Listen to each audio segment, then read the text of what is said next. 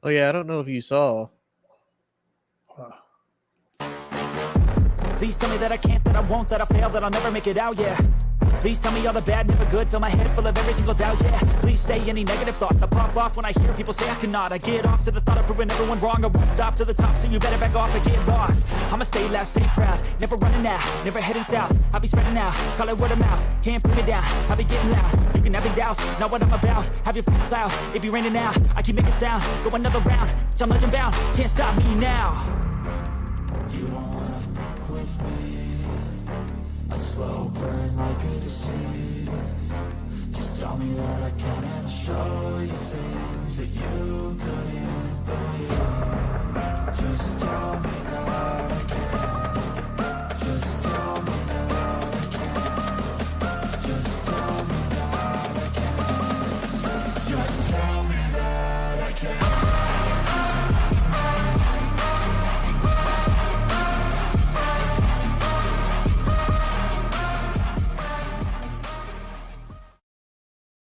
All right, everybody. Welcome to Unscripted.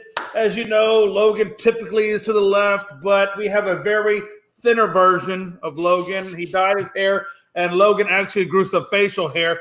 He changed so drastically, we call him Big Tony. Or, if you're in the Unscripted group chat, he's Jeffrey. We will not say the last name because I don't want to offend anybody. So let me just say his code name is Jeffrey. Do with that information as you will. Tony, man, thanks for coming on the show, man. Everybody else is doing their Valentine's Day, but unlike them, we pre-gamed it but a couple of days back, so we're available now. How you doing, brother? Thank you for being on. I'm doing great, man. Yeah, it's been a long time since I've been on Unscripted. It's kind of been long overdue, and I started a new job, so I haven't done a whole lot of shows here lately. I'm like, man, I'm itching to do this. Like, I'm needing to make this happen. Hell yeah, man! I started a new job, man. Hey, that's how life goes. No more sleeping in, baby. Now you gotta go be a responsible human being. Man, it was so nice. I didn't have to be at work till 9. I could roll in like 10, 15 minutes late. They didn't care. Now it's like, hey, you need to be here by 8 because we're paying you almost $30 an hour to do a super easy job. I'm like, I mean, I guess I could show up on time for that. Man, don't you hate it when you got to show up on time? But everybody wants the green, okay? Nothing comes free, Tony. Everybody wants the green. Hey, and I ain't gonna lie, they're a whole heck of a lot nicer. There are more structures. So, I mean, I really can't complain. I'm only in week 2, so I'm still like the brand new shiny baby new of everything. So I can't complain much. But I'm like, hey, y'all pay me that type of money. I'll show up at 6:30 every day if you want me to. But hey, listen, it's not like we're not used to doing that, Tony. Look, you're ex-military. I'm retired military. We all know this, and we all like structures. So it's kind of like in our wheelhouse, almost. If not anything else, a comfort zone when you have structure around you like that. Am I right or wrong? Maybe it's just me. Oh no, I agree. I actually got my first recruiter asked me if I wanted to join the military yesterday as I was getting my haircut. He's like, "You want to join?" Wow. I said, "No, I just finished doing 8 years. I'm good." He goes, "Man, I got a $60,000 sign-on bonus with your name." I said, "No, man. I got 4 stipulations. I got to keep my beard. I'm coming back in as an E7. I'm not deploying, and I'm not doing no PT test. My knees hurt too bad." He goes, "Dude, I can't do none of that." I was like, "I know you can't, but call me when you can. Y'all need me now. I don't need you." Hey, you had a better reaction than I did. I probably would have just said, "Been there, done that. You got me once. You're not getting me twice." Not getting me twice. Yeah, I'm pretty sure he is Army too. I was like, no, I went from the best. I can't go from like at least the nice Air Force to Army. Hey, that's $60K is nice, but people forget it's taxable. It's taxable. You only get $30K. He was like, "Well, you get $30K up front, $30K later." I was like, "That ain't no win. That ain't no win. $30K in the future don't do me nothing." Right, $30K in the future don't do me nothing. Man, there is just no love. Even when you think there's gonna be some love, there is no love. No. Well, let's get into the show, shall we? Oh, by the way, please, man, check us out on Twitter at Unscripted Guys, all one word, and TikTok, Unscripted Sports, all one word. And you can also check us out on the beautiful All Sports, All Plays Network, where we have a lot of other shows and things like that. Afternoon Blitz is at 1. And then you got the morning show, which I think is on hiatus right now until Ray Cruz comes back. But that's generally in the morning around the 10 o'clock time frame Eastern. So check those shows out. And, of course, we got shows throughout the day. But, and the funny thing is, we got one of the administrative guys that way on the show. So he told me I didn't have to worry about the link. And I was like, you know what? Why would I have to worry about the link? Because when I need the link, if I'm already logged in, I got to call your ass. Yeah. I was laughing when Frankie said that, like, hey, Jay, I'll send you a link. I'm like, you usually ask me for the code, bro. I don't need no link. But no, man. Hey, let's get into the show, man. We'll make it happen. And I know I did. You know what, Tony? I do this graphic wrong every time because I always forget to click it into the show. There you go. That's what I was talking about. Twitter, Unscripted Guys, all one word. TikTok, Unscripted Sports, all one word. There, now I feel like I'm back on track. See, I'm like Sheldon. I gotta recalibrate. I'm like, Sheldon's much more organized. But need that be said. NFL recap, baby. Let's talk a little bit of that. We'll start off with the opening part. I got to be honest with you, Tony, man. When the opening drives looked way too easy. It was very misleading. You know, you saw the Eagles march down on the first drive of the game, score. Then you watch Kansas City do the exact same thing, score. And I was like, okay, I can already tell right now this is going to be all offense and no defense. Did you get that impression on the first two opening drives as well, or was it just me?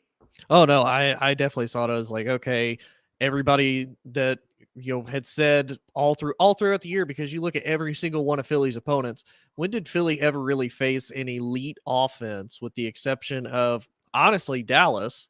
And because Philly didn't have Jalen Hurts, Dallas was able to put 40 points on them. Other than that, Aaron Rodgers, they put up 33 points.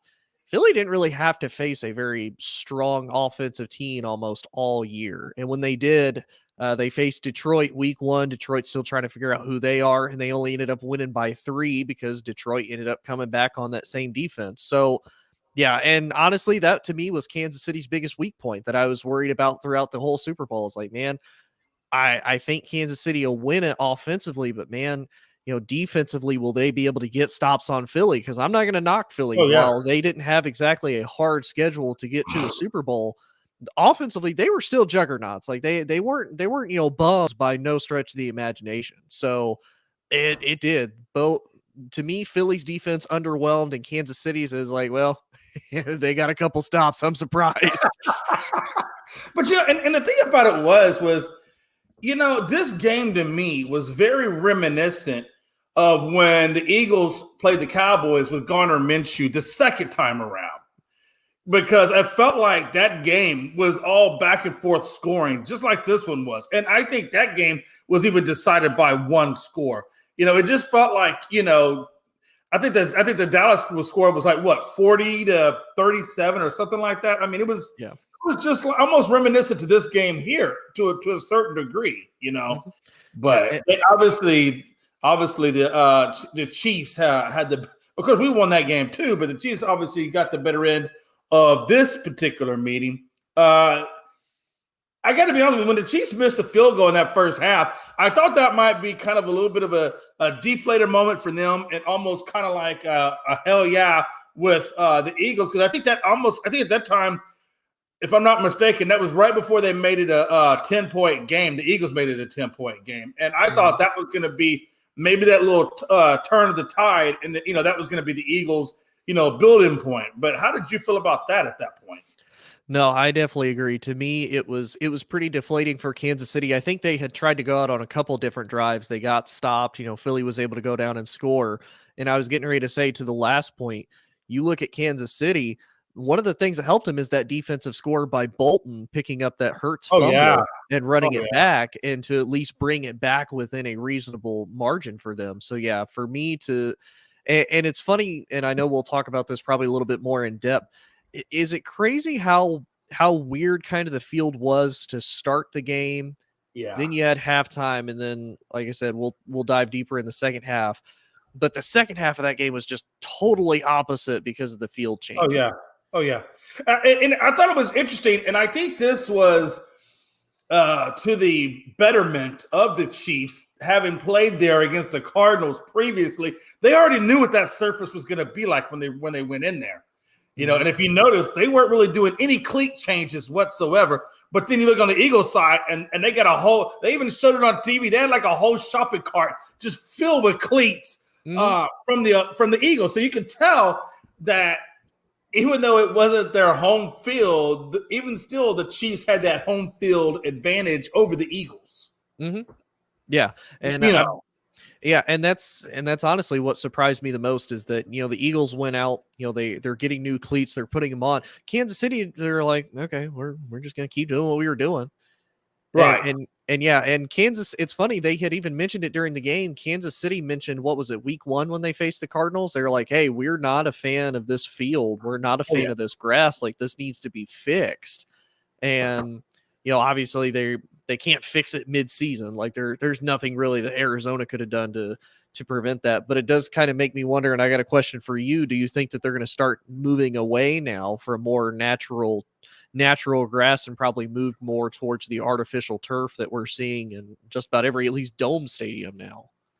Yeah, that's a good question, man. I don't know if they will, because quite honestly, not all the players are even a fan of turf versus grass. I mean, I think everybody has their own opinion of what they like versus what they don't like. Of course, I think the grass is probably a little bit more expensive to maintain than turf probably is. But then again, I don't know what the expenses behind turf is. I don't know if it gets ribs or things like that where they got to go in there and re-turf the field. I don't know how all that works, but you obviously know what comes with grass. The thing about it is I think what they need to do is they need to, whatever type of field they plan on using, have college players or have any, just go out and find some athletes and have them do different moves and left, right, up, and down. Start trying this stuff out before you just say, you know what, we're going to go with this turf, we're going to put it in there and then roll it out. I think there needs to be more testing done on these surfaces to where, you don't have to worry about those kinds of issues, right? I mean, I think so. And I wonder if part of it is because, Arizona was a dumpster fire this year in football. If that wasn't really as worried about, like, a lot of the Cardinal struggles is just because of the team. It's not because of their particular field. Whereas you look at next year, it's going to be hosted in Vegas, Allegiant Stadium. It's an all natural grass field. Right. That honestly is really cool that they roll it out during the day so it can get sunlight, all the nutrients, they water it, and then they roll it back in and they cut it, which I think is cool. But it kind of makes me wonder, had the Cardinals maybe done better if this maybe would have been brought to light a little bit sooner. And who knows? I mean, we've seen it with the Arizona Cardinals. I don't know if you remember a couple years ago, you remember Philly just kept getting decimated by injuries because of their field. Yeah, was that when they were at the old Veterans Stadium? No, I'm talking. Or even in their new stadium. This new one I'm talking about recently is last 4 or 5 years we talked about how Philly has just been decimated by injuries, especially in their secondary. And you looked, and a lot of it was just they were slipping on the field. It wasn't even bad weather or anything. Yeah, Logan, you got killing me today, brother.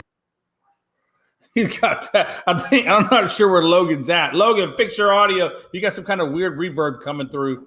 Mm-hmm. But no, I think, first of all, I like the field out there at Vegas. And that's why I feel like, having grass is probably still the way to go. I just think what they need to do is find the right type of grass. And if I'm the NFL, I'm going to Vegas and, what grass did you use? And then I would make that a national rollout throughout the league. Mm-hmm. Like, you know what I'm saying? I would. That's what I would do. Whatever it is that they're using out there in Vegas, that's what I would make the whole NFL use. And then you would have the same playing surface across the board everywhere. Now, I don't know if there's any stadiums that wouldn't be able to do that. I know there are a couple of dome stadiums, I think, that don't have the retractable roof. Am I correct? Yeah, or they don't use the option very often. I don't think Minneapolis does. I don't think the Vikings does. Lucas Oil does. Jerry World does. Obviously, Las Vegas does.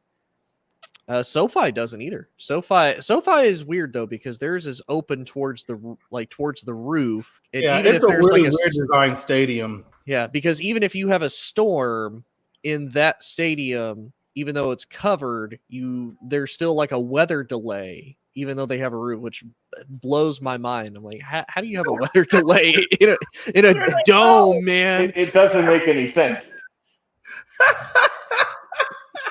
Logan, man. Hey, everybody, man. We are joined by my other boy, babyface Logan Landers, man. What's up, my brother? First off, glad you could be here. I'm glad you had a beautiful Valentine's Day with that beautiful girlfriend of yours, and hopefully all went well. And I hope you left a good tip for your server.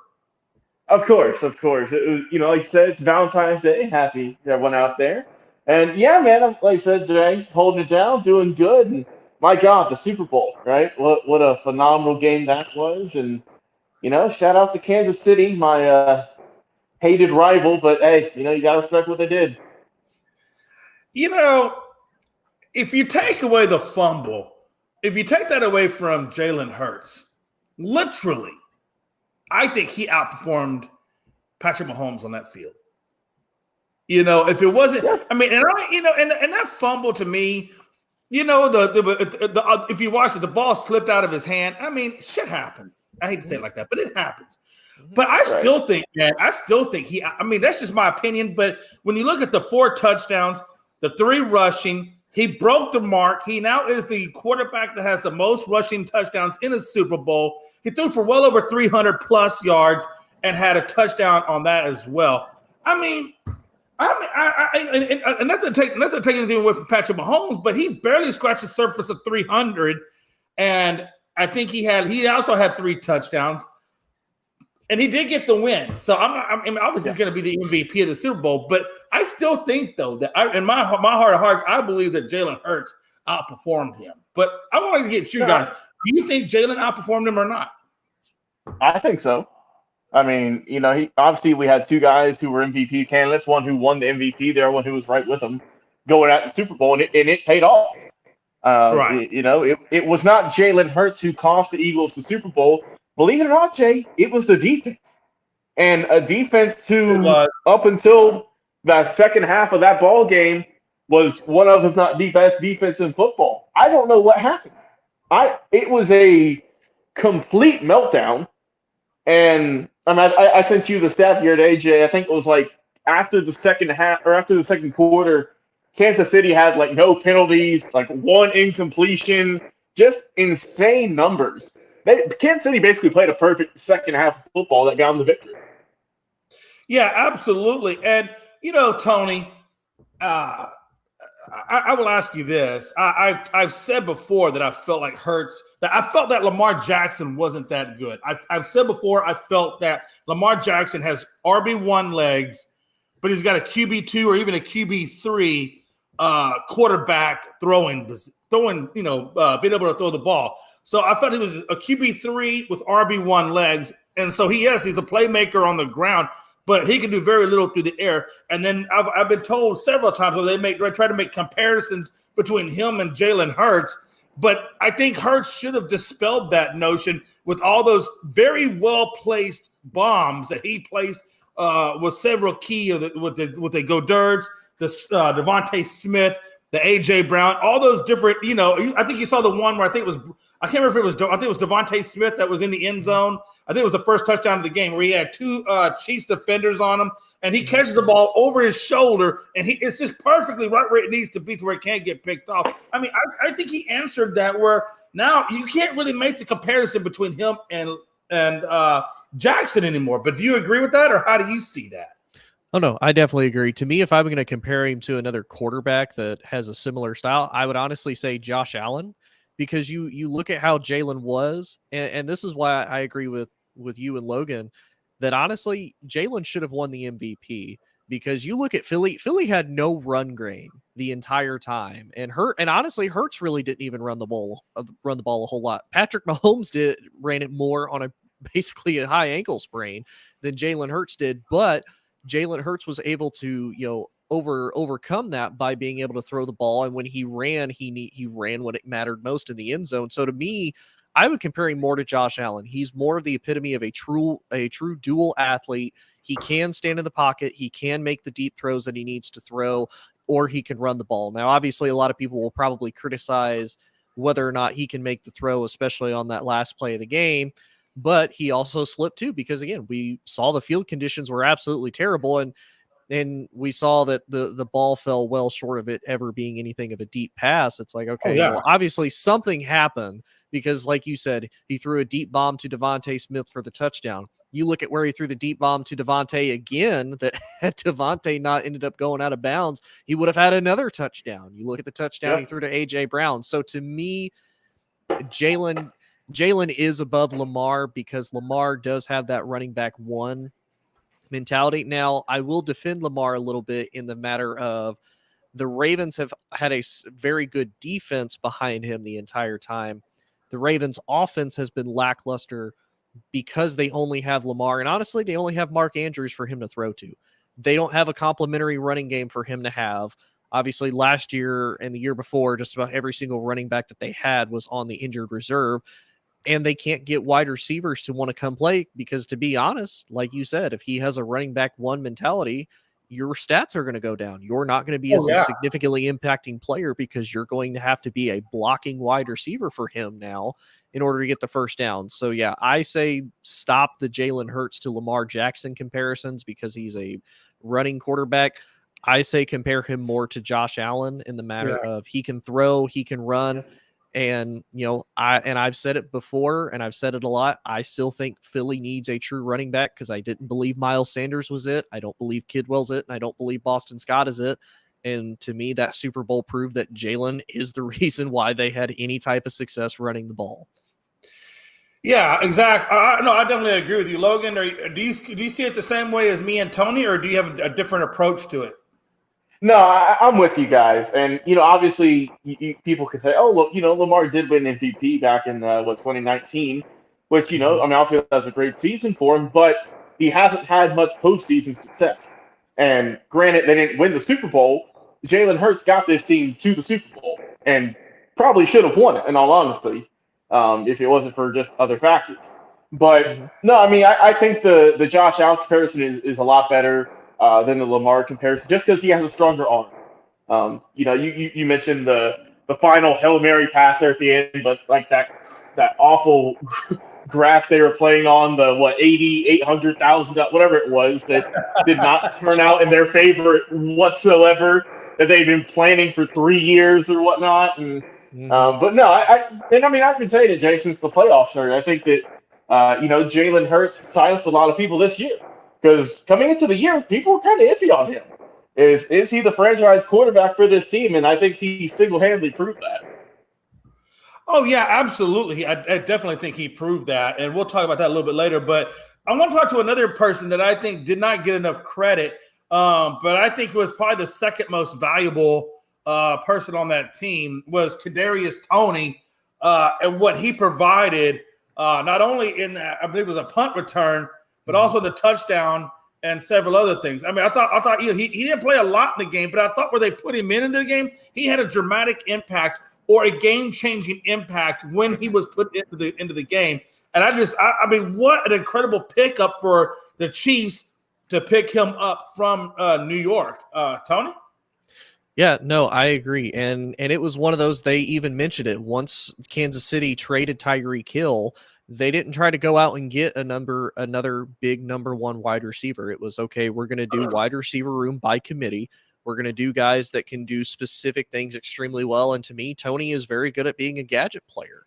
And like you said, he wasn't going to be a big factor as far as the passing game goes, but special teams, that proved to be his strong suit. And obviously Andy Reid is probably one of the best schematic coaches that we've seen as far as, okay, this is the pieces that I've had. This is where I'm going to put them, and I'm going to make them work the absolute best. So yeah, I think he was fantastic. I think he is one of the unsung heroes for Kansas City. And we got to give a little bit of love to Frank Clark too. There's a lot of doubt with Frank Clark, and he didn't really show up until that game throughout a majority of the year and a lot of the playoffs, but we saw him in the Super Bowl and he played a fantastic game. Yeah, no doubt about it. Logan, I got a different approach for you, if you don't mind. All right. In this second half, you mentioned it. You put the graphic in there. You talked about how the Chiefs didn't make any mistakes, and they really did. They played an entire, what I call a perfect half, Do you think it was that the Chiefs, just reorganized themselves in the locker room and got their basically collective shit together and came out in a different fashion? Which I think Travis Kelce in his post-game interviews was talking about a little bit. Or do you think that they just got out-coached and Gannon got out-coached in that second half?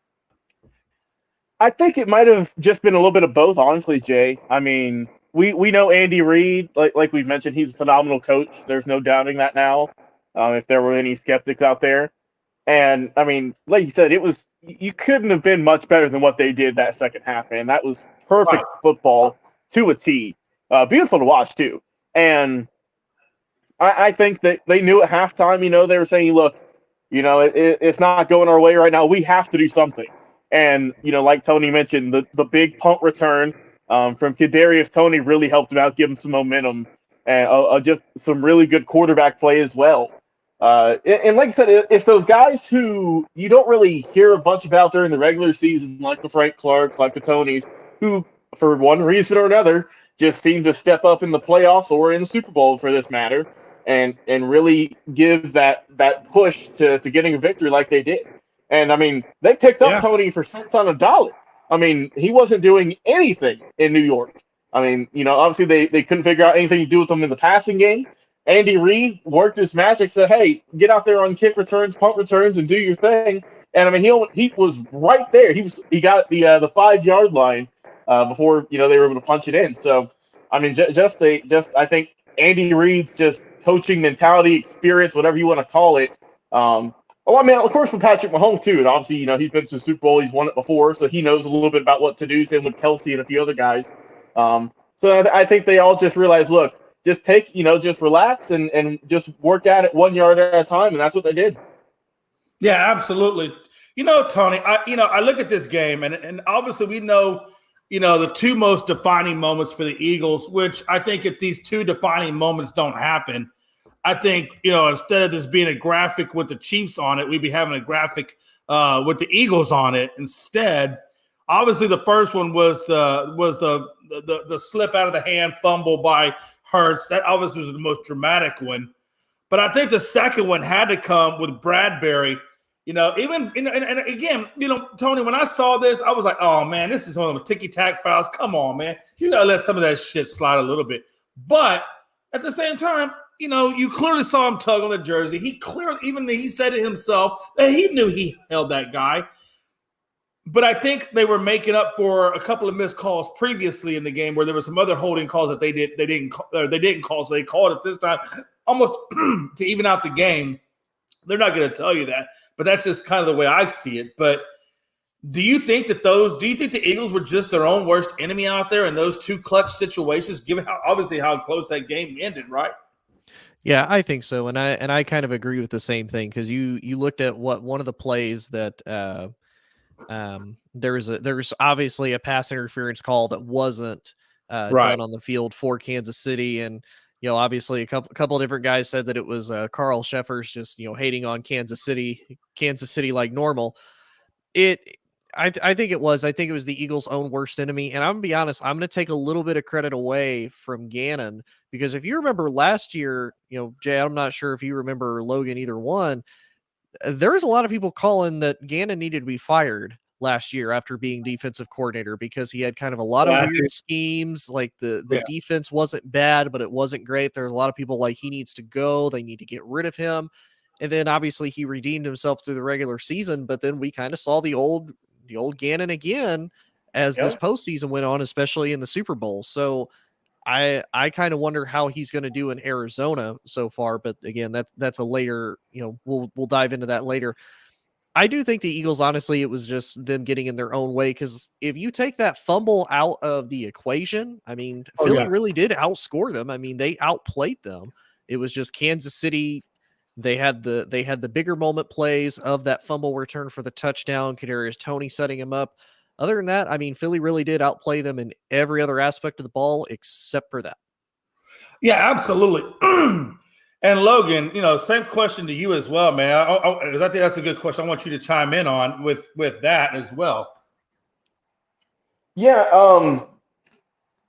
You know, I mean, you brought up a good point. I mean, with the defense coordinator there for Philly, he had a rough go at it. They wanted him to be gone, and now we'll see how he does, how he can do with Arizona. But it kind of reminds me, and Jay, I am from Georgia. It reminds me of that Super Bowl back with the Falcons and the Patriots with old Kyle Shanahan. Yeah, how kind of went back to his old ways, and. Yeah. I mean, we saw it on the opposite side of the ball, obviously, but it doomed Philly in the end, man. But I had a good feeling about them going into that game. I thought that they were the better team. Mahomes was hurt too, but I mean, that just shows you just the fight and the heart that KC had. And Jay, I know we can bring it up on Thursday if you want, but I was seeing a lot of comparisons out there, and I want our boy Frankie in on this one too. Saying, is Kelce in that Gronkowski range of tight ends now? Is he in that elite class? Bro, if he's not. Yeah. I would say I'd make that argument purely on the fact of not only his statistical production and what he's been able to do with Mahomes in the playoffs, but honestly, his health and longevity. Like, don't get me wrong, Gronk is one of the greatest tight ends to ever play the game. I can't deny that by no means. But the dude was almost always hurt at the same time. Like, if you think if he had the health longevity that Kelce has had, how much different would his stats be as compared to Kelce right now? We probably wouldn't even be having that conversation. It would just be, no, Gronk is the greatest tight end of all time. There's no debate. Like, now with Kelce, he's continued to show he can stay healthy and he can have the statistical production with it. Yeah, Tony, and the interesting thing about it is with Kelce, there's no slowing down. Like, this dude's fully – if you watch those poking, this dude's fully charged. Like, he is ready. You can see he's ready. Like, he is nowhere near even close to saying, yeah, my career's, almost at it. No, he's got – there's a lot of life and a lot of tread on those tires. And let me tell you something. If you took Gronkowski out of the equation, like he never existed, or if you put him in Kansas City and, basically just swap the guys – I guarantee you, we would be having the same question. Well, we'd be saying, well, Gronkowski, is he now in Kelce's? I mean, if you switch, it'd be the same way, other way around. I think both of these guys, for different reasons, are adequately on the same level. I mean, yeah, you can say that, okay, if you're looking from a ring statistic, yeah, Gronk's got more rings. But that ain't all Gronk getting them rings. A lot of that, you can say you get Brady, this, that, and the other. I'm just saying, Kelce and Gronk, in my opinion, they're one of the same beast. The only thing is Gronk, like you said earlier, Tony, he just happens to get hurt more. And also, too, I mean, for a while there was a debate of, who's the best tight end? Is it Kelce? Is it George Kittle? Those were really the top two. Some people throw in Mark Andrews there also. But I think it's clear as day now that he is the true number one tight end in the game as of, might have been the last couple of years, but for sure right now. There is no question. Yeah, absolutely. And I'll be honest with you. I've said this before.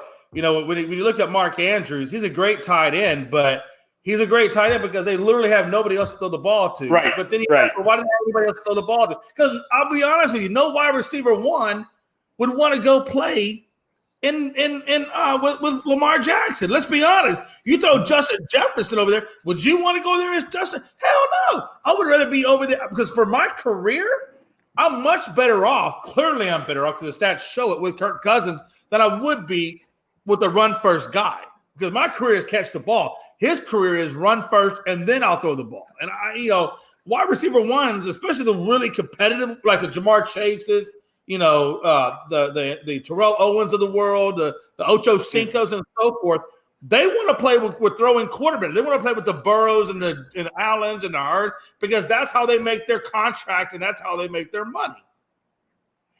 Yeah. So I'll do a little research, Jay, before Thursday, but I'm curious to see because everyone obviously wants to compare Lamar to Michael Vick back with the Falcons. And I want to go back and look at those teams that Vic was on during his prime and see just how many yards those receivers had, just how many touchdowns that they had, and see if it's on point with nowadays. So I'll do a little research there. Oh yeah, absolutely. Yeah. Let's get into Zion real quick. Speaking of injuries, Jesus, man.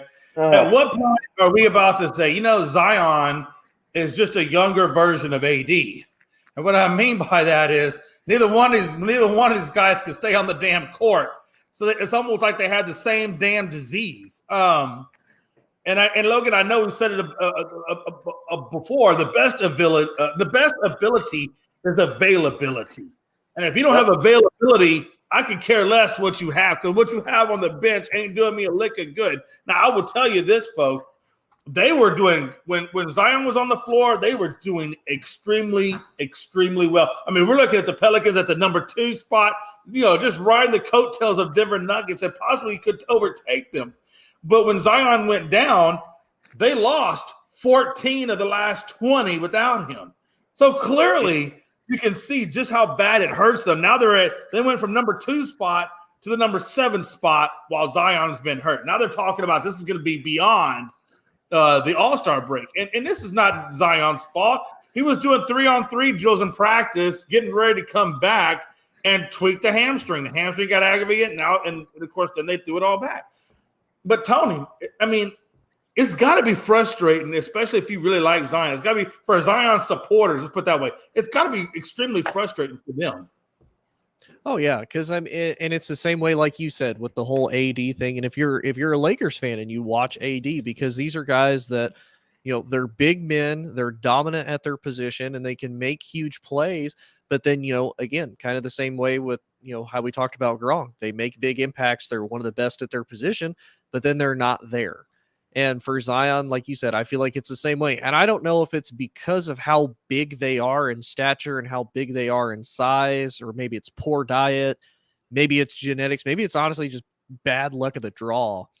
I feel like these big dudes, because they do that, maybe they, have to go up and, land in such awkward ways that causes them to hurt. But yeah, if I'm a Pelicans fan, I am a little bit disappointed, and it's really not against Zion, because I mean, there's nothing you can really do about that. Even if you try to, condition, you try and protect yourself as best you can. If a freak accident's going to happen, a freak accident's going to happen type thing. But it is disappointing, because he has the talent. He has the ability to lead the team. Like you said, they were in contention to be one of the best teams in the Western Conference with him on the court. And now it's like, all right, well, they have to sit by the wayside and hope he gets healthy enough to be able to come back.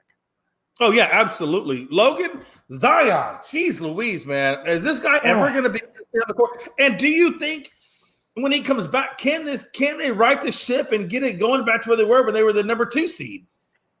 I don't think they'll get back to that, but man, it's just frustrating, Jay. And like Tony said, especially if you're a Pelicans fan, because I mean, we all know this guy was supposed to be the second coming of LeBron. He was supposed to be putting up MVP numbers, all this, all these crazy stats before he even came into the league. And now, I mean, we can barely see him on the court, unfortunately. Whether it's, he came into training camp overweight, whether it was just freak accidents, there's just been a lot of stuff with him in just such a short amount of time. And I hope this man gets healthy. We see him playing a bunch of games, because he's such a special talent.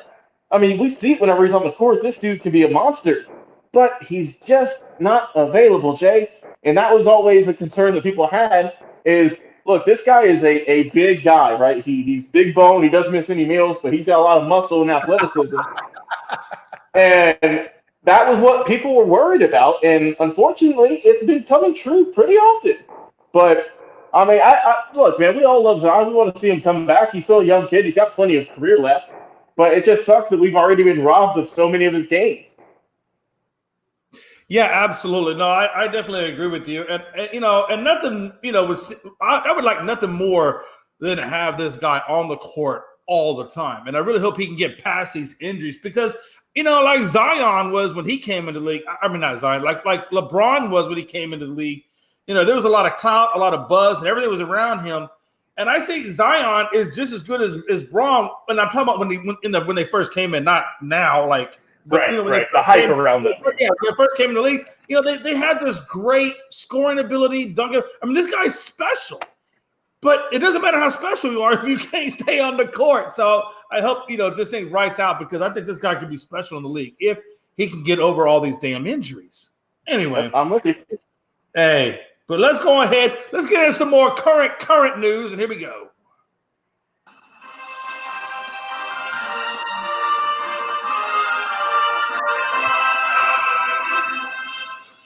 All right. In case you missed it, within the last 25 minutes, man, I literally have heard Logan's facial hair grow, and that is amazing. Amazing. Happy Valentine's Day, Logan. Happy Valentine's Day, Jay. Yeah, absolutely. Happy Valentine's Day, Jeffrey. Oh, happy Valentine's Day, Jay. Jay, I do have to ask, how come you don't have McLovin on your name tag? It is Valentine's Day, man. Come on. No, you know what? Ever since the other night, man, when they were calling, now that I've adopted, being African American, I want to live African American. I must have missed something. I have chosen my name as Jamal, and Frankie called me poor baby, so I went from poor baby to poor Jamal. Okay, so I missed something here, Tony. I don't know what it was. You missed a lot. It's okay. Look, man, it's a new world we live in, Logan, and I'm just riding the wave of the millennials, and then now we got Generation Z, and I identify as African American. So you will. Hey, Jay's gonna start doing TikTok dances soon. I'm waiting for it. I'm waiting for it. You're waiting for it? I promise you guys will see it. I swear to God. Real quick, guys. Look, okay. Carr rejected the trade. Then they went ahead. He forced their hand. The Raiders have released him. He could have gone to the Saints, but the Saints were trying to basically give him less money. They wanted him to restructure or sign for less. And Carr's like, nah, I'm not taking a pay cut. I don't think I should take a pay cut. So that trade clearly got rejected because of them not wanting to pay him what he felt like he deserves. So now he's out on the open market. I got to be honest with you guys. There's a plethora of teams I think could use him, and I think they'll be in there. We already know the Panthers and the Saints are still in the hunt for him. But again, the Saints are going to have to raise their money if they want to really attract him. But I see the Saints, the Panthers, and I believe the Colts, if they played it right, in my opinion, they should make a play for him. Because I think they could resurrect that team very easily through free agency and the draft, and they could make them a Super Bowl contender if they did a few of the following things. But that's just my opinion. Tony, Carr's released. Where's he going? Yeah, we've heard the Saints. Where's he go? We've heard the Saints, we've heard the Panthers, the Jets. Now the Jets obviously have eyes on the quote unquote bigger fish out there. They have eyes on Karen Rodgers. He's got to come out of dark therapy first, okay? I know he's got like 3 more days. He's just now started. Yeah. You've also got Washington could be in contention for him. I'm going to throw another team out there that I think should honestly entertain it, and I think would put him in probably one of the best situations, as well as them too. I think he should go sign like a 1-year deal with San Francisco. And I say that because you look at what Kyle Shanahan would be able to do for him offensively. He would still have weapons. He would have a defense that he wouldn't have to worry about, having to score 35, 40 points a game in order to even be in contention for it. Talk about a career reviver, because then San Francisco can say, okay, then we can figure out what we're going to do with Trey. Is he going to be healthy? We can figure out what we're going to do with Brock. Is he going to be healthy? And we have a veteran guy that can still lead us. And, we may or may not have to pay as much for, honestly, an upgraded Jimmy G. If it's me, I would honestly say go to the Jets. And I say that because the Jets are a young team. They've got all the pieces there. The only thing they do need is a quarterback. You're going into a pretty tough division with Josh Allen, with Tua Tagovailoa, with Mac Jones. But again, you would have a better support system around you than, honestly, Carolina's not bad. They have some solid pieces. New Orleans is cap strapped more than anything, which is why they're going to lowball him on a lot of the financial offer. And to me, the Panthers aren't bad, but there's a lot of question marks to me for him. So I would say, honestly, it would be between New York or San Francisco. I'm not even going to mention Washington. Yeah, they have Scary Terry. They have Curtis Samuel, but that's about it. Hey, let me ask you this too, man. Back, from 1991 till 2010, The NFL allowed you. There was a rule that they allowed you to carry a third quarterback. Back in the day, they only carried 2, but they allowed you to carry a third quarterback off of the 45-man roster. At that time, it was 45. Now, obviously, it's 46 now. But off that 45-man roster, they allowed you to carry a quarterback that didn't count against your roster limit. I think they should go back to that personally. But how do you – and I think really so much for cases like this, all your guys go down, and then you have a shitty Super Bowl because the 49ers couldn't get there because they didn't have a damn quarterback in the second plus half of the third quarter. I mean, but anyway, what's your opinion? Oh no, I definitely agree because you kind of wondered how well Brock was going to do. The poor kid gets hurt, and then you bring in Josh Johnson, who's basically been on like every NFL team every XFL and USFL team that has ever been existed ever. That man has been the quarterback for them at some point. And then he gets hurt, and then they're like, okay, well, we have to put an injured guy back in to basically, hand the ball off. Which that to me, if I'm the NFL, if that doesn't strike me as we probably should allow that for like special circumstances. I don't know what does. Tony, they also had McCaffrey warming up on the sideline. Yeah. So it's like they had him put the quarterback helmet on. Right. You're kind of like, okay, this is going to be real interesting to see Christian McCaffrey throw. But like Jay said, do you really want to watch Christian McCaffrey throw, like 3 interceptions or like just throw these short little 5-yard slant? Like nobody wants to see that, man. Like, oh hell no. Logan, just like I was talking with Tony, man. I knew Josh Johnson was done when the man came on the field and he had double gloves. The last time he's going to come out with double gloves. It's cold, Jay. It was cold. Tom freaking Brady. That's how I knew he was done. But anyway, Derek Carr, where do you think he's going? Where do you think he should go? And then tell me about like what I asked Tony about, should the NFL go back to the old rule of being allowed to carry a third quarterback, but doesn't count against the roster? Well, I'll go in a little bit reverse. Yeah, I do think they do need to add that rule back for that circumstance. I mean, because I know it's a rare case, but I mean, we still want to see the most competitive players we can get, and that would just add to it. And it's not going to be like it's nothing crazy, right? It's a third-string quarterback.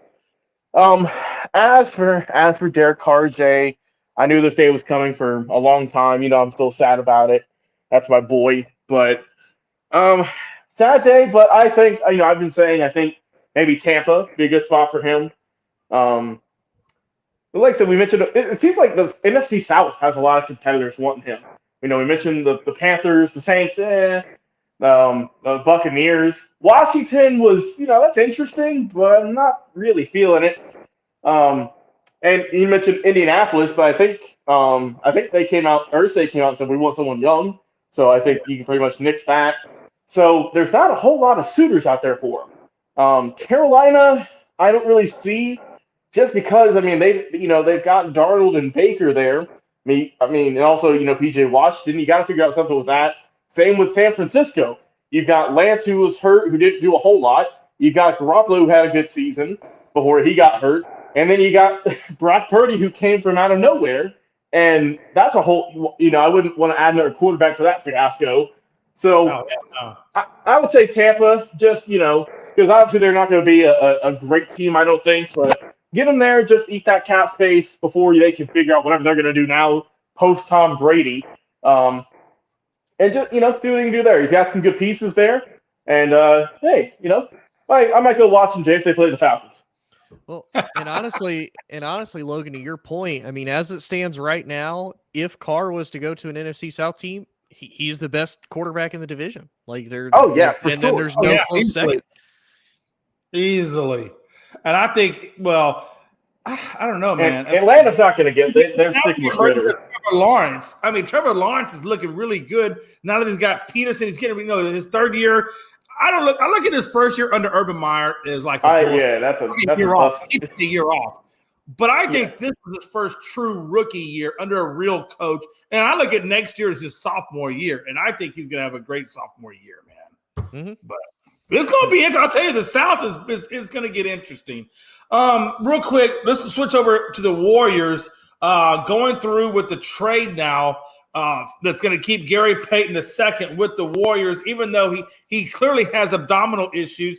It's been said that Portland knew about obviously he had the abdominal surgery, and that they've been feeding him, after the abdominal surgery, they've been feeding him pain medication to help him get through the season. And that's when he went to them and they failed the physical for that abdominal issue.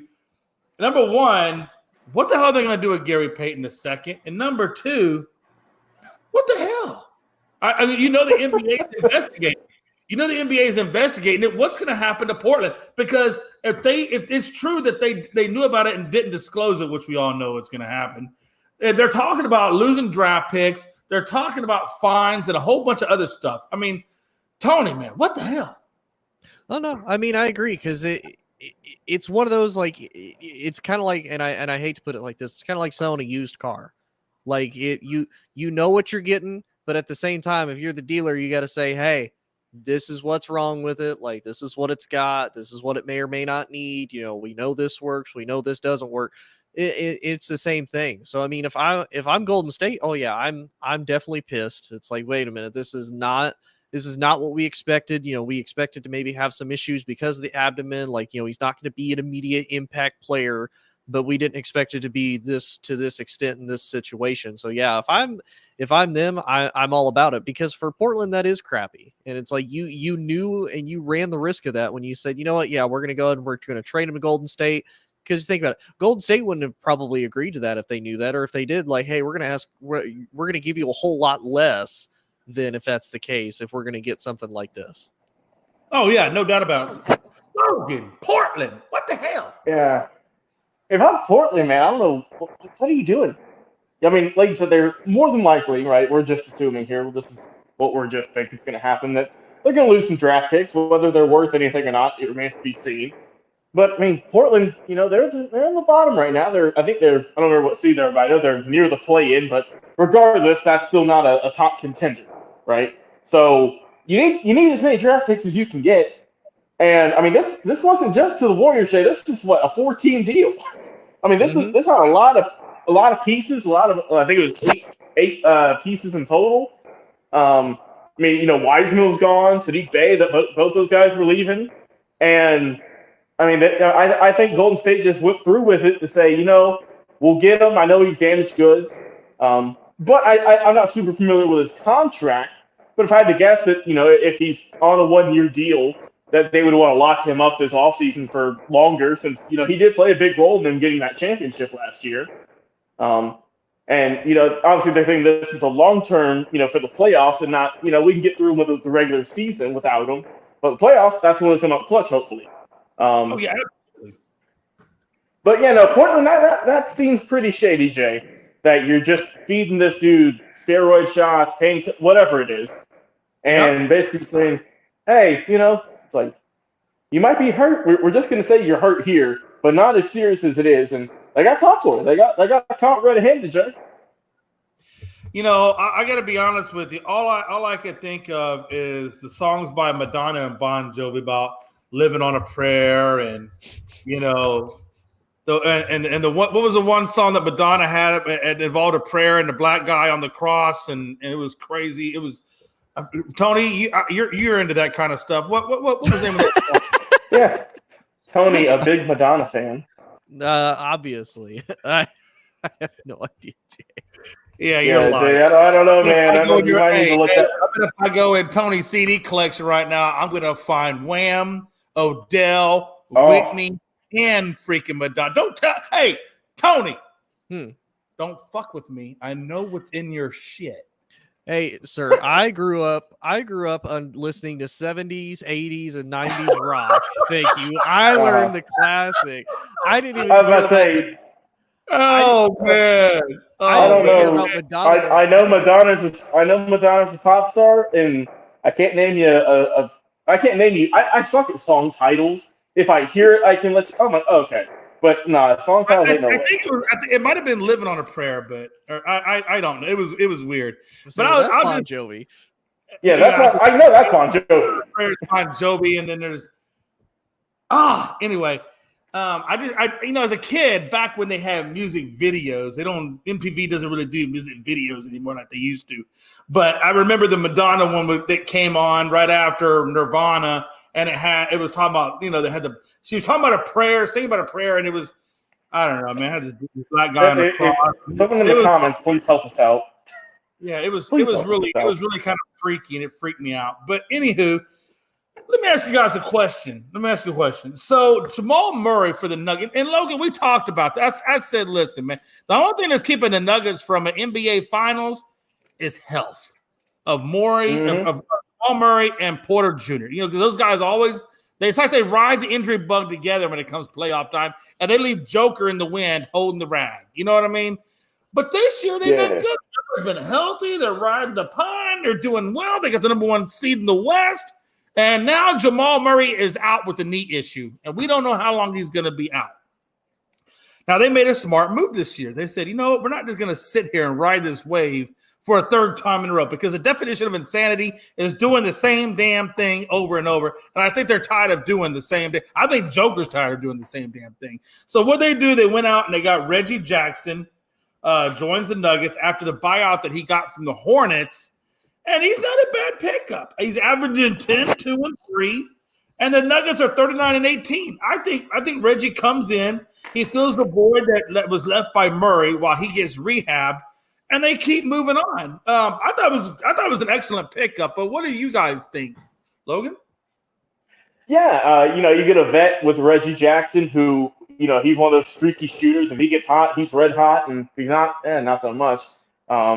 They got rid of Bones Highland, who, they were kind of high on, but he ended up not turning out so as well as they would have hoped. Took some bad shots in times. But, get a good vet in there. Like you mentioned the averages. That's still solid for as long as he's been around. And hopefully, right, that Jamal Murray can come back healthy for the postseason push. Because, my God, man, the Joker's been going at pretty much solo the last 2 years. And he's done his best, Jay. But he needs some help.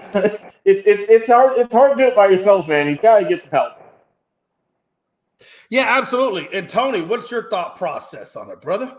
Yeah, I'm not gonna lie. I think the Nuggets are going to continue to do great in the regular season, but the last few years, it's one of those I can't believe in Denver when it comes to the playoffs. Now, like Logan said, it's been a lot of jokers, so he's having been doing it by himself a lot.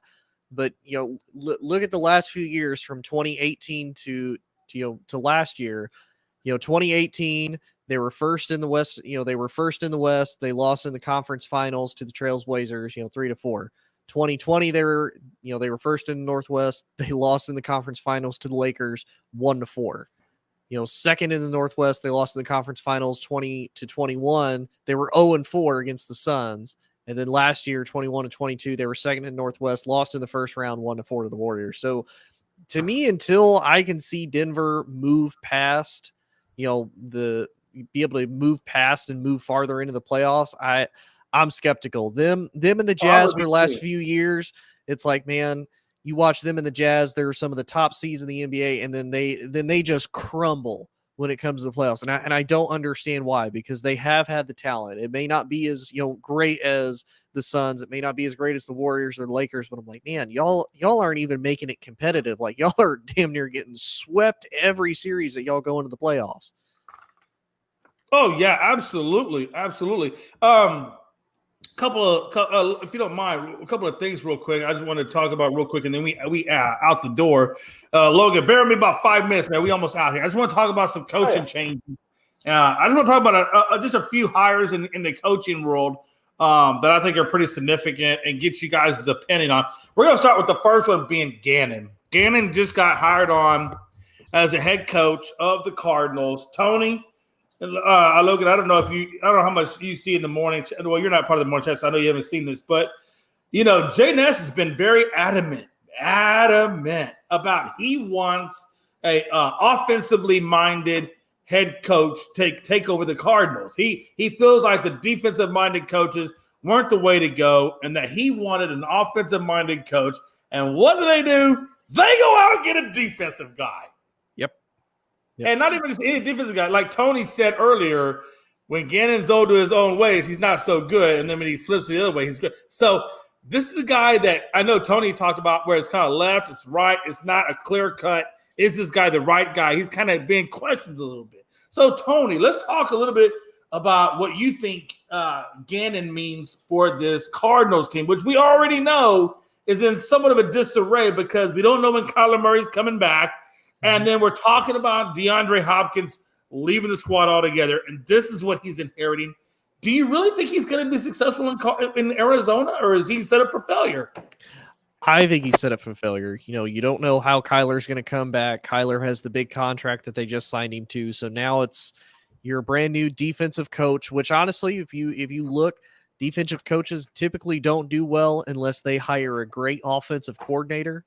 So we're gonna have to see how does he build his staff, because honestly, he's been kind of put at a bad disposition, not really at his own fault, but you got to think he didn't get hired until after the Super Bowl. You look at a lot of these places aside from Indianapolis and Arizona, they've already hired their head coaches. Those head coaches have already brought in coordinators on the offense and defense. Now it's like, okay, he gets the scraps. He's probably going to obviously steal people from Philadelphia because those are people he knows, and bring them in. I think he's set up for failure. Hopkins is great, but he's older. He's been injured a lot. AJ Green just retired. The run game has a lot of questions to it. You lose a big leader in JJ Watt. While he may not be as impactful as he was back in his prime, that's still a big name that you have to fill, because again, he was still recognized on the field. He's still getting double teamed because people realize it's still JJ freaking Watt. Like, I can't just let him be unblocked. So I think he's inheriting a mess, and it does make me wonder with Arizona, because we see it with every team. Okay, if they have a defensive guy, they're hiring an offensive guy. So they brought in Kingsbury to see if he could work because he's an offensive guy. Oh, well, offense didn't work, let's bring in defense. And it's like, no, don't do that. Try to keep with what you're doing. Like, because defensively, Arizona, they're never like one of the worst defenses in the league. They've always had pretty respectable defenses. But when you have a quarterback like Kyler Murray, you have to focus on offense. And with defensive coaches, that's honestly, to me, what hurts them the most. That's what hurt Brian Flores when he was with Miami, amongst other things, was he did not have a good offensive coordinator to run his offense, and that's what ultimately hurt him at being a great coach and continuing to move on. Like, you look at Mike Tomlin. Mike Tomlin brings in great offensive coordinators to make his system work, and that's part of why he's been able to be so successful. And to me, a lot of defensive coaches don't follow that same mindset. Why Tomlin's never had a losing season. Yeah, exactly. Real fast, 2-second thing. You brought up JJ Watt, and I'm just curious on your opinion of this. They asked JJ if he's going to retire a Texan, and he's like, "Man, I didn't even know I had to file retirement paperwork. I thought I could get retired, and I could call it a day. Much less you want me to sign a one-day contract with the Tex." He didn't say that part, but that's kind of the implication I got. Like, bro, I'm not even filing retirement paperwork. What are we talking about retiring as a Texan? Do you think at the end of the day he retires as a Texan? Because that kind of is important if you're going to go into the Hall of Fame, which I think he does get in the Hall of Fame. But if you're in the Hall of Fame and you're not a Texan, I mean, to me that's kind of disrespectful to the city of Houston that you spent most of your time with and that adored you. But anyway, the real quick question, yes or no, does he retire as a Texan, or does he just go out and say hell with it? No, I think he just goes out and says hell with it. Because, I mean, to me, it doesn't really hurt you. I mean, heck, look at Emmitt Smith. Cowboy all of his career. He's been one season with the Arizona Cardinals. He retired, and he's still in the Hall of Fame. So, I mean. You know what? Tony, you didn't have to bring up Emmitt. Man, look, I know what you did. Listen. Hey, man, listen. We are both diehard Cowboy fans. And, I'm still a little upset at Emmitt for not doing that. That's it's been 20 years. But, Logan, man, what's your thoughts on it, man? You heard everything we're talking about, man. I think so, only because would that mean he would be the first Texan as a Hall of Famer? Yeah, actually, I think so. Yeah, because they've been around long enough for anybody else, really. No one good. So I don't think David Carr's going in. Andre Johnson might get the nod. Andre Johnson, Mario Williams. Brian Cushing, maybe Mario Williams. So I mean, they've had a couple. I don't think Cushing will.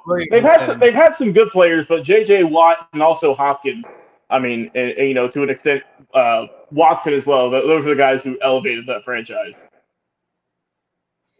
Yeah, absolutely. Absolutely. And what do you think about Gannon getting the job down there in Arizona? Was that the right guy or what the heck? Nah, I'm not feeling it, man. I mean, Arizona's got a bunch of issues. They've got issues, man. It just has not worked there for many years for some reason. I've always thought the Cardinals this past year should have been a lot better.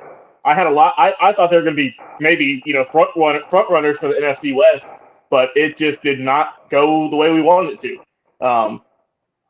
I think the jury might still be out on Kyler Murray. Is that too crazy to say? I mean, he's been good. He's been good, but I mean, and like I said, they've just got some holes to fill, man. And you got to figure out something with your offense and obviously your defense. It's always middle of the road. It's never, it's never like top 5 and it's never bottom 5. But you got to figure out something, man. And why didn't they bring in Kafka? Or did they bring in Kafka, but still went with Gannon? I thought Kafka would have been an excellent choice right there. Especially, I think Jay Ness would have liked it because it would have been the offensive guy that he was looking for to take that job. So I'm surprised that they didn't offer Kafka. I don't know. Did he even come in for an interview or did they cancel his interview and just go with Gannon? I'm not super sure. Because I didn't hear anything on Kafka interview or anything like that. I know he's supposed to come in for an interview, but I didn't hear anything as a result of it. I guess we probably won't ever know that either because if they didn't, I didn't see any announcement on it at all. Yeah, I didn't see him. I mean, honestly, Kafka, Callahan for the Bengals, like the Bengals OC, he was rumored to get in there, or their defensive coordinator, which honestly, I really like Cincinnati's defensive coordinator. Like if you would have given anybody a shot, especially with how he's elevated Cincinnati's defense over the last few years and what he was able to do with free agency, I'd hire that man as a head coach, but that's just me. Blue. Sorry. Blue's I guess Blue finally woke up and he wants his lunch, and I didn't have his. I was about to say, your dog also does not agree with that hire. Hey, say he's giving his take as well. Yeah, his dog weighs 121 pounds. I try not to argue with him. Yeah, I'm about to say that. Yeah. I just have a feeling he turns me into Jeffrey Dahmer and he's eating my head. Don't forget your flowers. That's why she came out. Okay. But anyway, back to this. Let me ask you one. Texans hire the 49ers offensive coordinator, and then they also go back and hire they hire the defensive coordinator, D'Amico Ryans, and then they go back and get their offensive coordinator as well to join D'Amico Ryans. So it's almost like you got San Francisco 49ers shifting places now from where they were to Houston. I'm okay with it personally because I think D'Amico, number one, he's homegrown, right? He played for the Texans. I think he establishes the continuity that the team was lacking. And I think that offensive coordinator has done incredibly well, incorporating Christian McCaffrey in there and also bringing Brock Purdy in there and developing Purdy and getting Purdy ready. I think this is a good fit. The only thing I didn't like was him hiring what's his name? The guy on defense, Matt Burke. Matt Burke. I didn't like that hire. I thought they could have done better on the defensive side, but the offensive side, I thought they did pretty okay. What do you got? How do you guys look at it? Offensively, I think I like the hires, like you said. Defensively, kind of up in the air. But the real question, Jay, all that doesn't matter who they get to coach. It's who you're going to draft as a quarterback. Yep. Yeah. That was going to be my thing. That's absolutely. Yeah. And honestly, the other question that I have is, like you said, Jay, D'Amico's homegrown. He's probably going to bring a lot of continuity. He's been familiar with the city. I think maybe he stands more of a chance of maybe lasting towards the end of the season, depending on how it goes. But I'll be honest, will Houston keep him as a coach longer than one season? Because they didn't give Culley a chance. They didn't give Lovie Smith a chance. And I'm just like, what more do y'all want from these poor men? Like, y'all are a dumpster fire. And you're like, yep, 1 year you're fired. Lovie, 1 year you're fired. Yeah. I'm like, what the hell? Absolutely. You're right. On all accounts, I like the Dan Culley hire, and I thought Culley did a pretty good damn job. Why you had to let go of Culley, I didn't understand. And then you give it to Lovie Smith, which I really didn't understand. I know why they did the Lovie. I don't know why they let go of Dan Culley. I'm not really in on that. But the fact that they brought in Lovey was, I think, them trying to fill the black part of the quota, right? Mm-hmm. And then also, I felt like they were just looking. He was familiar with the team liked him, and they weren't sure who they wanted as their head coach. So they gave it to Lovey and said, okay, we're going to ride Lovey out for a year, and then we're going to reevaluate next year, and we're going to go from there, which I thought did Lovey a disservice, and I thought it did Dan Coley a disservice. And I think Dan Coley was there, just like Lovey was there, as a fill-in until they figure out who they really wanted, and both of that shit was bullshit. Oh, yeah, because just Lovey. Go ahead. No, I'm just saying that with Lovey Smith, man, I mean, he hasn't been that good of a head coach in a while, right? Let's not get it twisted. He didn't do great at Illinois. His later half of the NFL, that didn't work out either. And like you said, it just seemed like it was set up for failure. And that's a disservice to him and to the rest of that coaching staff. Yeah. And I was going to say too, I like Lovey. I remember watching Lovey with the Bears for a long time. I liked him as the head coach. Like Logan said, he went to Tampa. That was a crap show. Then he goes back to college. He goes to Illinois. Illinois wasn't really great, but I mean, you're in the Big Ten, so you have to deal with Ohio State. He's in the West, so he has to deal with Wisconsin. He has to deal with Iowa. I liked him with Houston. He took over for Cully after he gets fired because he's the defensive coordinator. So it kind of gives him, I guess, a little bit of the stability because he's a familiar name in-house and whatnot. But you look at how honestly competitive the Houston Texans were for what they had. Like, they gave Dallas a run for their money and gave them a scare. You look at how competitive, honestly, they were with Philly for a lot of that game. And then obviously they beat out the Colts to get the number one, to actually lose out on the number one overall pick. And Lovey's like, hey, I'm not going to go out here and tell my guys, hey, throw this game so this franchise can get the number one overall pick. Like, with what Lovey did with this whole multitude system of quarterbacks, I think he did great with what he had. And the fact that Houston was like, oh, we're going to fire you. I'm like, what more do you want from this man? Like, they were not a great team, but you look at some of the great teams they did face. They gave Kansas City a run for their money. I'm like, what more do you want? It wasn't like they were getting blown out every week. Yeah, I agree. And I think in Logan, based on what everything Tony just said, which I agree with all of it wholeheartedly, I really think they just kind of did Lovey wrong, man. Personally, I don't think Lovey should have got the job in the first place, but you gave him the job. He accepted the job. And then this is the way you treat the man. Let's be honest. Mm-hmm. He didn't have the best situation. He had all the scandalous crap from Deshaun Watson to deal with. He had all the scandalous crap that Houston Texans was dealing with Deshaun Watson with. And yet he still managed to field a competitive team with what he had. Logan, what are we talking about, man? Yeah, it just sucks for him that it happened in that way. They didn't really do a whole lot to fill out the team. They drafted a couple guys. I like Stingley. I think he could be a good player one day. But I mean, you basically gave him a bottom feeder team and said, hey, go out here and see what you can do with it. And I mean, we saw the results weren't that pretty. But like you said, it wasn't like they were getting beat 38-0 every single week. They did have some competitive players and some games also, but it was just a lose-lose situation in all honesty for him and for the rest of the coaching staff who lost their jobs because they had to do something, Jay. Because Deshaun Watson, that messed up their whole franchise. That might have set them back for another 5-10 years. So that was just the first year of it. Yeah. So the last hire I want to talk about, and then we'll get out of here, is with the Colts. They just recently, like today, or is it there yesterday? But they just brought in Steichen, the offensive coordinator from Philly, over to be the head coach of the Eagles. The Colts. My brain is not working correctly. Which is that's not the first time. But yeah, they brought Steichen over from the Colts, or from the Eagles to the Colts, and now he's the head coach of the Colts. I thought that was a good hire.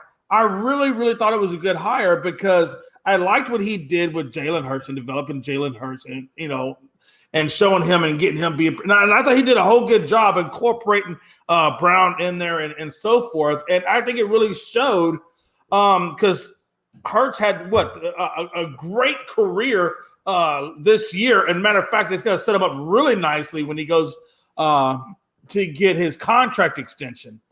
My question is, with the hiring of Stinson, what needs to be his first priorities in the draft? Now, we already talked about, or Logan already brought up, I thought he should bring in Carr, trade away the number 3 pick or number 4 pick back to Carolina, or look to see if Carolina would be interested so they can show, so they can go up and try to get the quarterback of their future, get that draft pick plus whatever else, draft picks come after that, and basically stockpile those draft picks, work on their offensive line, work on, work on their wide receivers, work a little bit on their secondary, and then what they can't get in the draft, you can always find available in free agency. And I think this team could be number 1. I don't think they have to necessarily, and I really think that they could probably even use one of their latter picks that they get from them in lieu of that number 3 or 4 pick, and probably pick up Max Duggan, because I think Max Duggan is going to be available in that second round. Now, unless you're just extremely sold on C.J. Stroud, because I believe that Houston's going to take Bryce Young at the number 2 spot. I really believe that. So I think that's going to lead them with C.J. Stroud. I don't like Ohio quarterbacks. Gonzo himself has said how he doesn't like, and how even Stat Guy has said how he doesn't like Ohio quarterbacks. And let's be honest, what Ohio quarterback has truly been successful in the NFL? You can't say Justin Fields, because he hasn't seen success yet. He's a possible. You ever played spades? You know how you can look at your card and say, okay, I got 4 in a possible? Well, the possible is Justin Fields.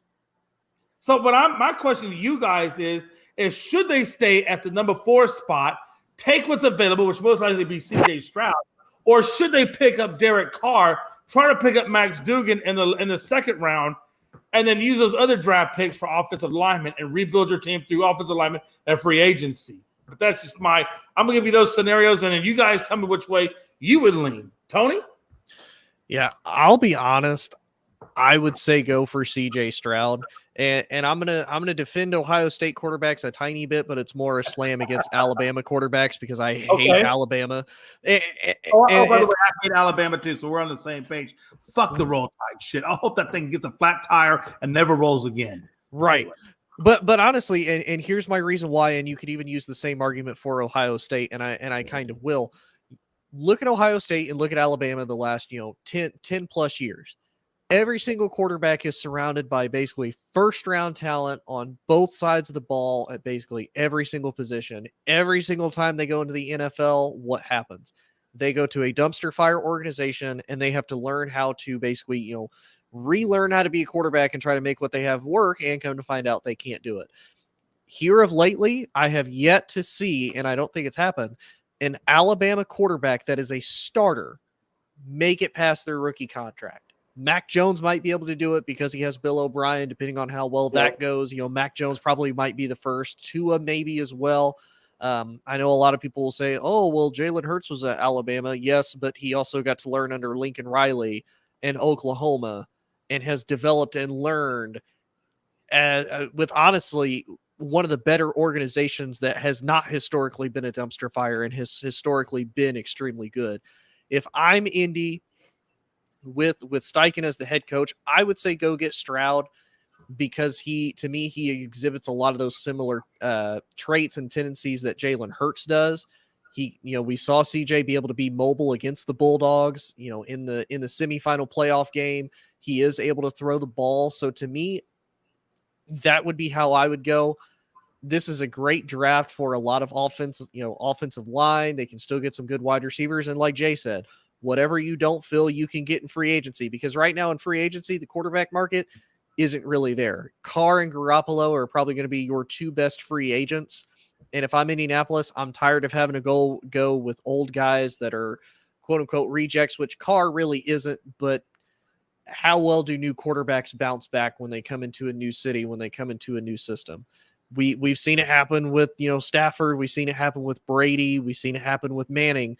But those are also extremely good quarterbacks to start with, coming into a very good situation to start with. Whereas Carr kind of coming into a little bit of a crap show of their offensive line needs to be rebuilt. They still need some type of a wide receiver because Michael Pittman isn't it. Alec Pierce out of Cincinnati was decent last year. and defensively they're still good, but they're having to rebuild a new system as well. So if I'm Steichen, I get CJ, draft really well, and then whatever you can't fill through the draft, fill through free agency. Yeah, echo off what Tony said, I think they are gonna go through the draft, and like I said, more than likely get Stroud. That's just what we're guessing. Only because I think they might be burnt out, Jay, on getting the veteran quarterbacks and it blowing up in their face. I mean, Phillip Rivers, that they got to the playoffs, I believe, for their playoffs. They couldn't get it done though. Obviously, Carson Wentz, that was a letdown, and then this past year with Matt Ryan, that did not work either. So I think they're kind of wanting to just build young, and not just kind of get I wouldn't say run of the mill, but maybe the older quarterbacks, the veterans who are looking for the next team. And just get a younger guy for once. I mean, they've been looking for that franchise quarterback since Andrew Luck left. So this might be the time. This is probably the best time to do it. Yeah. No, I definitely agree with you as well. Now we're gonna, hey guys, we're gonna hit up some final thoughts and then return you guys back to your regularly scheduled program. Tony, give me some final thoughts, baby. Final thoughts. I'm gonna throw this out there because the reports have been out there a lot, and I think it may or may not happen. Because Baltimore signed the offensive coordinator for the Georgia Bulldogs, I bet that if Baltimore does not re-sign Lamar Jackson, franchise tagging, whatever, I bet they draft Stetson Bennett in this draft, and they're going to try to make Stetson Bennett a franchise quarterback for the Ravens, and that is going to blow up in their face, and I cannot wait for it. Now, I wasn't going to go that far with it, Tony, but since you brought it up, holy hell. But no, my final thought was, obviously Todd Monken, offense coordinator at Georgia, going to the Ravens now. I like the move from Baltimore. I mean, he has experience in the NFL. He's been with Cleveland, I think Jaguar. He's been on a couple teams back at 10 plus years ago. So it's not like he's doing this for the first time. But, I mean, we'll just see how he builds with it. I don't know if they're going to go the whole build the franchise around Stetson route because, I mean, look, Stetson, he's a good quarterback, but we saw he had off-the-field issues already.